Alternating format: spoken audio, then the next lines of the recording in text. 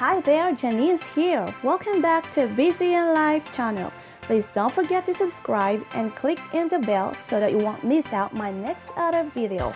Good day everyone. My topic for this video for today is how to roast a chicken. So let's get it started.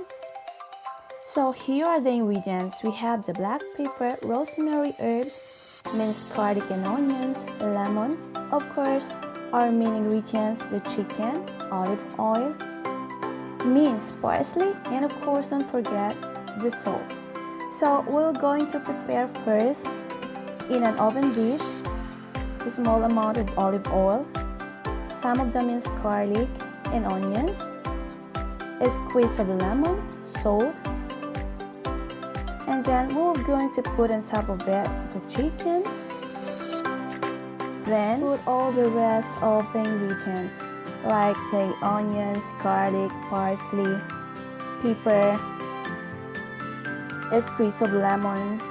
Okay, so we're going to put it now on the oven and make sure that you have preheated it 480 degrees, and we were going to cook it from 30 minutes to 40 minutes.